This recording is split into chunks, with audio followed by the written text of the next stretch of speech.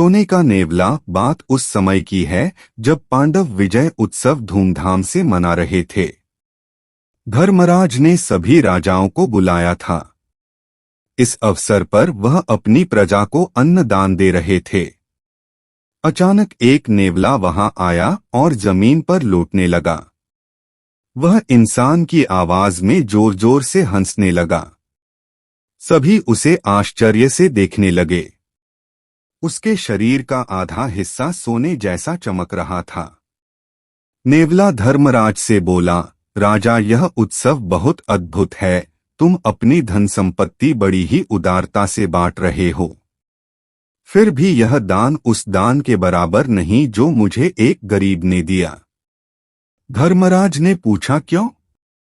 यहां तुम्हें क्या कमी नजर आई?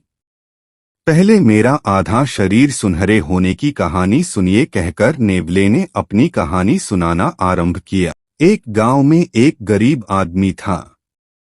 वह रोज खेत में काम करके थोड़ा बहुत अनाज घर लाता था। उसे अपने परिवार वालों के साथ बैठकर अपना पेट पालता।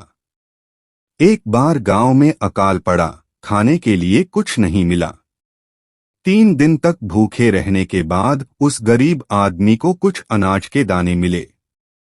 उन्हें पीसकर उसने अपनी पत्नी, बेटे और बहू के साथ बांट लिया। अचानक एक वृद्ध यात्री वहां आ पहुंचा।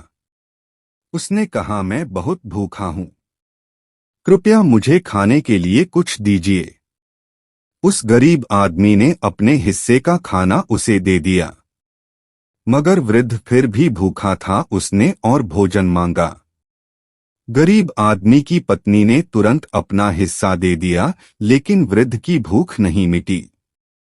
यह देखकर गरीब आदमी के बेटे ने भी अपने हिस्से का भोजन उसे दे दिया। उसने उसे भी खा लिया, फिर और भोजन मांगा। अंत में गरीब आदमी की बहू ने भी अपना हिस्सा उसे दे दिया। तब जाकर वृद्धि की भूख मिटी। उसने कहा, आप सबने भूखे होते हुए भी अपने हिस्से का भोजन मुझे दिया। राजाओं द्वारा कराए गए यज्ञ और दान भी इसकी बराबरी नहीं कर सकते।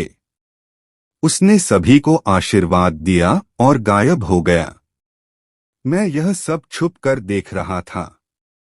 जैसे ही मैं धीरे से बाहर आया, वहां जमीन पर बिखरा हुआ थोड़ा सा आटा मेरे शरीर के आधे हिस्से से चिपक गया। वह हिस्सा सुनहरे रंग में बदल गया। मेरे शरीर का एक हिस्सा वैसे का वैसा ही रह गया। उस दिन से मैं जगह जगह की यात्रा कर रहा हूं।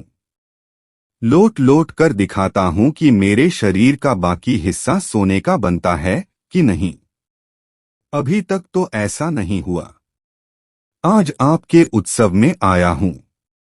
यहां पर भी लौट लौट कर देख लिया, लेकिन बाकी भाग सोने का नहीं बना। इसलिए मैं कहता हूं कि यह भले ही एक शानदार उत्सव हो, लेकिन उस गरीब आदमी के दान के बराबर नहीं। यह कहकर नेवला गायब हो गया। सभी लोग दंग रह गए।